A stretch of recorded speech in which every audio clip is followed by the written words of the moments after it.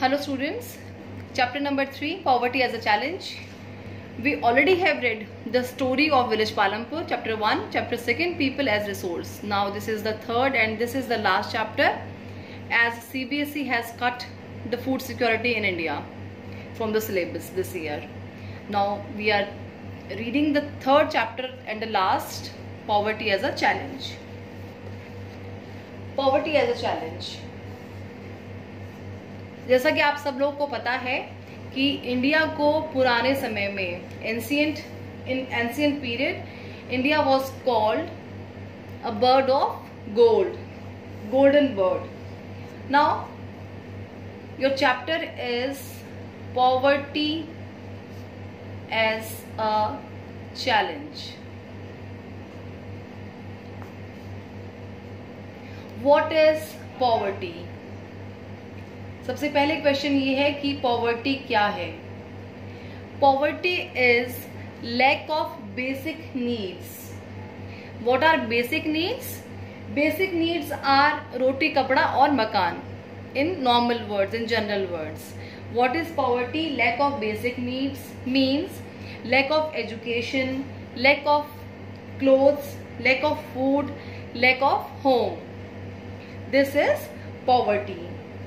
Poverty is lack of basic needs. In other words, a person with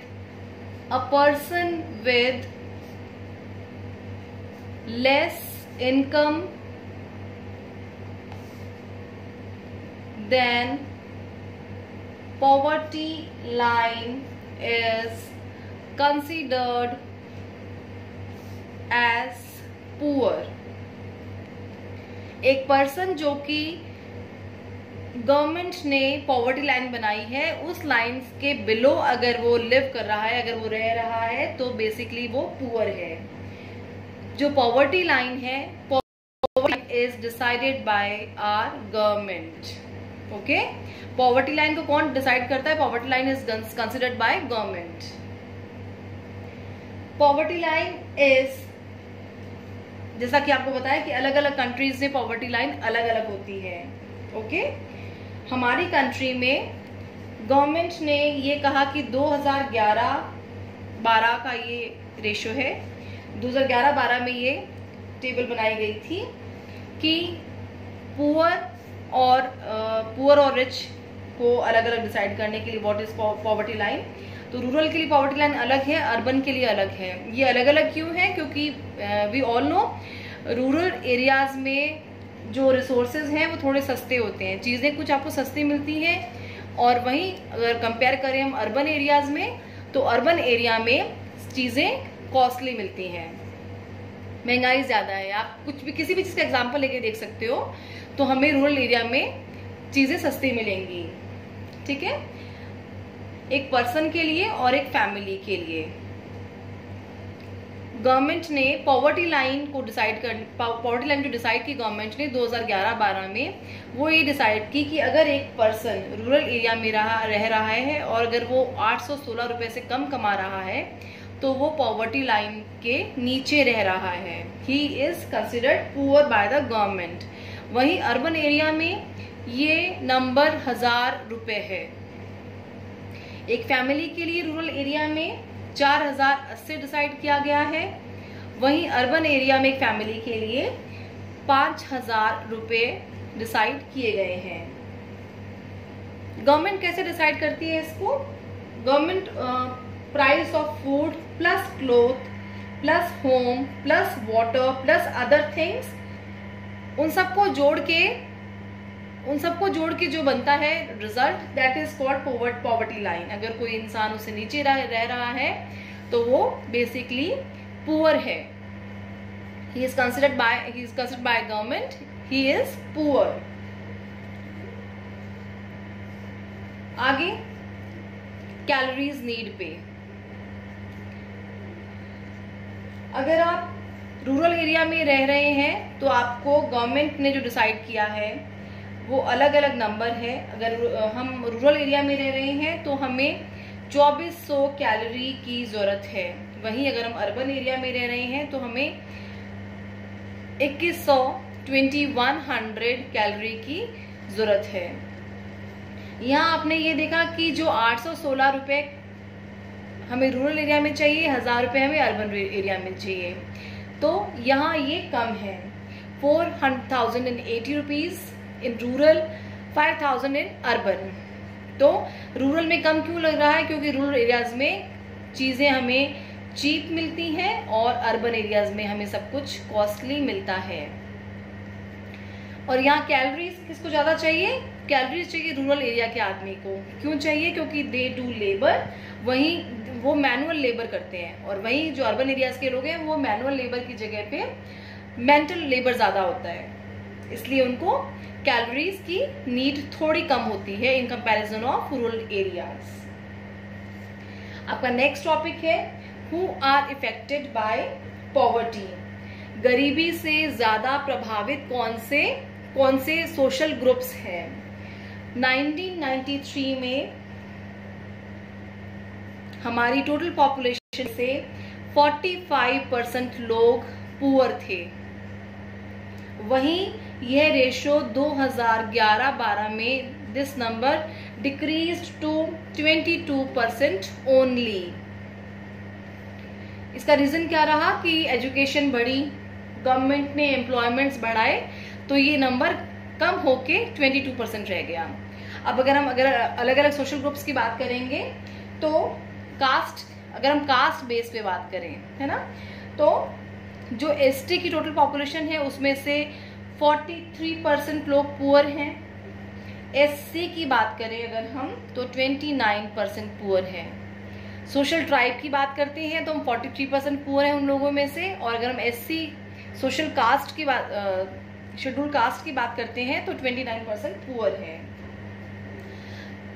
first point कि ज्यादा लोग जो हैं वो पॉवर्टी से, who are affected by poverty, तो फर्स्ट कास्ट बेस पे हम देखेंगे कि एसटी और एससी ज्यादा पुअर हैं। देन ऑक्यूपेशन बेस पे अगर हम जाते हैं तो ऑक्यूपेशन बेस पे जाने से हमें दिखता है कि जो rural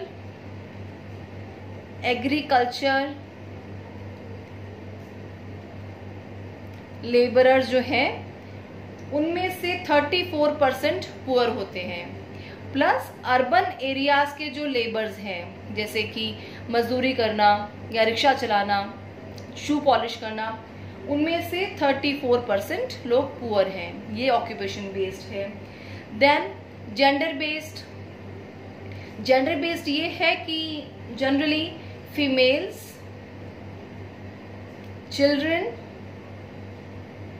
and old age people are more affected than an adult male. ज्यादातर females, children and old age people poverty से इफेक्टेड हैं। इसके अलावा अगर हम स्टेट बेस्ड पॉवर्टी रेशियो अगर हम पढ़ते हैं तो बिहार में एंड उड़ीसा में पॉवर्टी ज्यादा है। बिहार में है 33.7% और उड़ीसा में है 32.6% पॉवर्टी। इसके अलावा जो स्टेट्स पॉवर्टी लाइन से बाहर निकल चुके हैं, जो स्टेट्स रिच स्टेट कहे जाते हैं इंडिया के, उनमें से कुछ हैं Kerala, like JNK and Gujarat, okay, then West Bengal, Punjab, Haryana,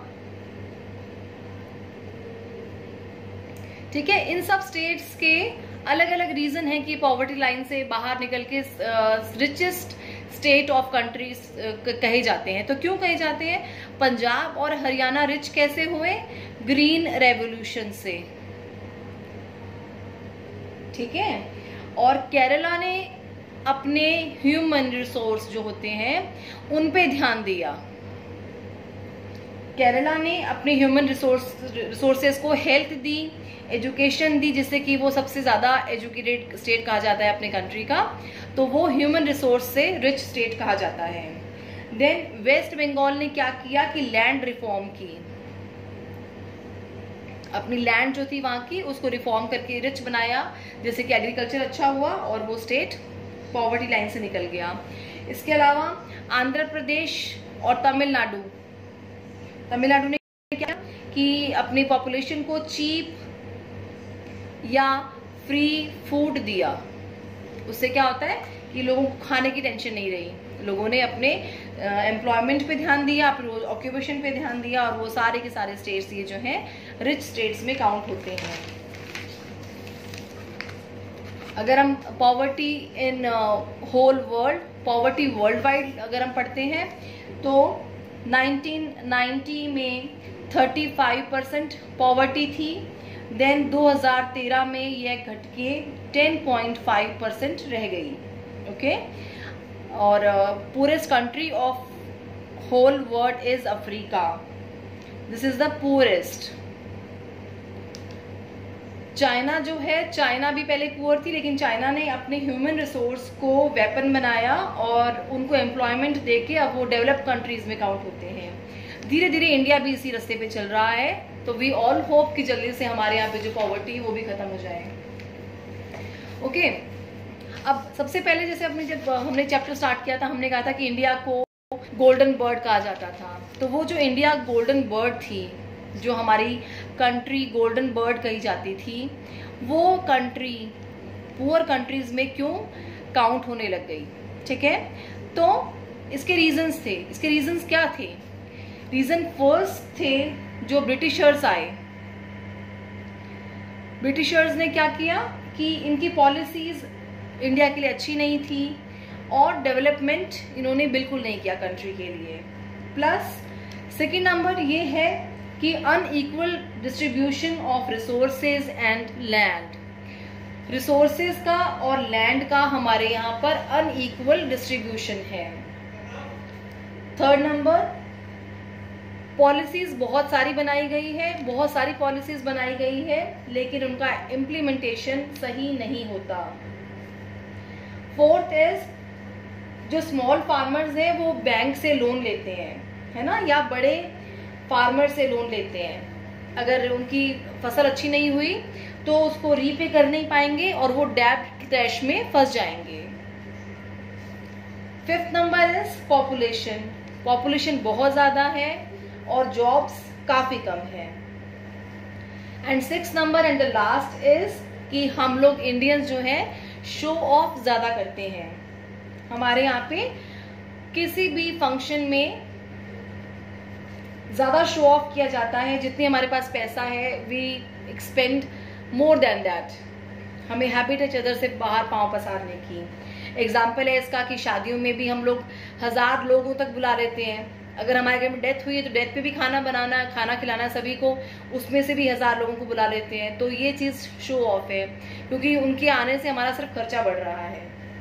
ठीक है, अभी तक तो हमने बात की सारी प्रॉब्लम्स की कि हमारे यहाँ पे कौन कौन से जो एरियाज हैं, कौन कौन से स्टेट्स हैं जहाँ पे ज्यादा पॉवर्टी है, प्लस कौन कौन से जो रीजन क्या क्या है पॉवर्टी का, हमने वो बात की। हमने ये बात की कि कैलोरी कितनी चाहिए हमें, पॉवर्टी लाइन क्या होती है। तो हमने अभी तक बात की पॉवर्टी, हमने प्रॉब्लम्स की। अब हम बात करेंगे कि जो पॉवर्टी है इसको रिमूव कैसे किया जाए। ओके, इसको रिमूव करने का एकमात्र तरीका है स्ट्रॉन्ग इकोनॉमी प्लस एजुकेशन। अगर हमारी इकोनॉमी स्ट्रांग होगी, अगर हमारी कंट्री में एजुकेशन बहुत अच्छी लेवल की होगी, तो हमारे यहाँ से पॉवर्टी अपने आप खत्म हो जाएगी।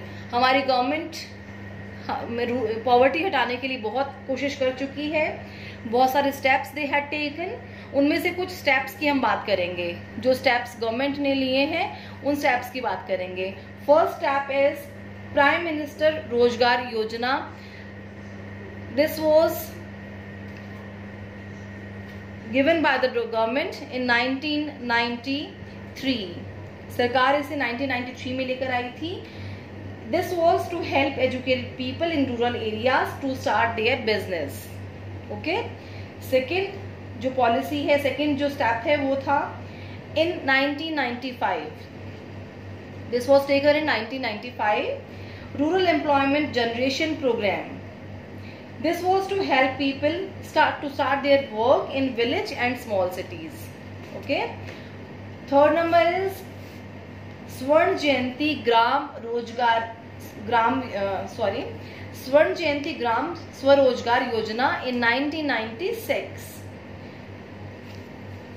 to put people out of poverty by providing subsidy and cheap loans. ये गरीब लोगों को सब्सिडी देती थी और चीप लोन्स अवेलेबल करवाती थी. फोर्थ इज प्रधानमंत्री ग्रामोदय योजना इन 2000. इस पॉलिसी में क्या होता है, इस योजना में क्या होता है कि the centre funded state to build school, clinic, houses etcetera in village to fulfil their basic needs. इस पॉलिसी के अंदर, इस योजना के अंदर, इस प्लान के अंदर जो सेंटर है वो स्टेट को फंड देता है क्या स्टार्ट करने के लिए, schools, clinic, houses etcetera in village, जिससे गांव वालों की बेसिक नीड्स पूरी हो पाए. Last and the most important, इससे क्वेश्चन आता है generally, national rural employment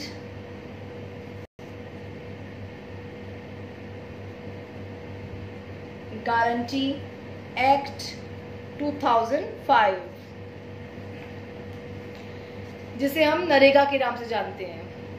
popularly the name NREGA is given to this plan.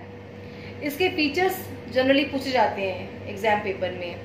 इसके फीचर्स क्या है कि यह एक पर्सन को 100 डेज का एम्प्लॉयमेंट देता है इन 365 days.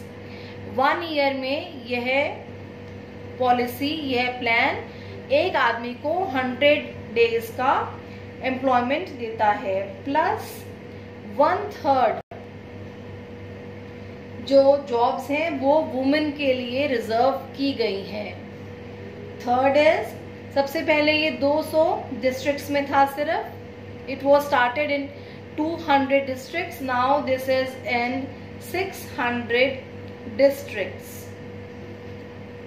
And if government fails to give employment to a person in 15 days, the person is eligible to unemployment allowances. अगर गवर्नमेंट 15 दिन के अंदर अंदर किसी एक पर्सन को एम्प्लॉयमेंट देने में फेल हो जाती है, that person is eligible for allowance. उस आदमी को, उस पर्सन को भत्ता दिया जाता है. अब हम देखते हैं कि गवर्नमेंट ने इतनी सारी पॉलिसीज लगाई है, उसके बाद भी उसका कुछ पॉजिटिव इफेक्ट नहीं है. तो क्यों नहीं है? गवर्नमेंट ने सब कुछ स्टार्ट किया. गवर्नमेंट सब कुछ स्टार्ट करती है, बहुत सारी पॉलिसीज लेके आती है सबके भले के लिए. उतने में क्या होता है कि नई गवर्नमेंट आ जाती है, पुरानी सारी जो प्लान चल रहे हैं ऑलरेडी उनका नाम चेंज कर देगी, उनको चेंज कर देगी और नई पॉलिसी ले आएगी. उस चक्कर में फायदा लोगों तक नहीं पहुंच पाता. गवर्नमेंट स्टार्ट बहुत कुछ करती है लेकिन उसको इम्प्लाई करने में फेल हो जाती है. यह पर्सन टू पर्सन डिपेंड करता है कि वो अपनी ग्रोथ के लिए काम करें. लास्ट में आप एक कोटेशन पढ़ें कि बिल गेट्स ने कहा था कि if you are born poor it is not your fault, but if you die poor it is your fault. Means अगर आप गरीब घर में पैदा हुए तो ये आपकी गलती नहीं है. आपकी गलती थोड़ी है उसमें कि आप किसी गरीब घर में पैदा हुए हो, लेकिन अगर आप गरीब मर रहे हो then it is your fault, क्योंकि इसका मतलब ये है कि आपने पूरी उम्र कोई अटेम्प्ट नहीं किया अपनी तरफ से उस पॉवर्टी को दूर करने के लिए. अब आप इन शॉर्ट एक बार बुक को देखें. बुक में आपने सारे जो पॉइंट्स हैं वो चेक कंप्लीट किए हैं कि नहीं किए आपने. Poverty as seen by social scientist. जो सोशल साइंटिस्ट हैं वो लोग किस तरीके से पॉवर्टी को देखते हैं. पॉवर्टी लाइन, जैसे हमने बात की थी कि पॉवर्टी लाइन को डिसाइड कौन करता है ना. व्हाट इज वल्नरेबल ग्रुप्स, कौन से ऐसे ग्रुप्स हैं जो कि ज्यादा पुअर हैं, जैसे हमने बात की थी scheduled tribes, scheduled caste. Okay, then inter state disparities, जो स्टेट वाइज हमने देखा था ना कि हरियाणा, पंजाब, वेस्ट बंगाल वगैरह रिच स्टेट्स हैं, और कौन से स्टेट पुअर थे, बिहार एंड उड़ीसा। यहाँ पे जेंडर डिस्क्रिमिनेशन भी आएगा कि जेंडर वाइज भी पुअर ज्यादा ग्रुप्स हैं। नाउ ग्लोबल पॉवर्टी सिनेरियो, जब हम वर्ल्ड वाइड पॉवर्टी की बात करते हैं तो कौन कौन से स्टेट, कौन कौन सी कंट्रीज ज्यादा पुअर हैं। Anti poverty measures, causes of poverty की इतने सारे ये जो हमने कॉजेज की बात की कि कौन कौन से कॉजेज हैं पॉवर्टी के, तब हमने ये बात की थी। एंटी पॉवर्टी मेजर्स, जो गवर्नमेंट ने जो प्लान्स बनाए हैं अलग अलग, उन प्लान्स के बारे में बात करेंगे हम। ये सारे हमने पढ़े, प्राइम मिनिस्टर की रोजगार योजना वगैरह, ठीक है। Now if you have any problem you can ask on phone. Thank you.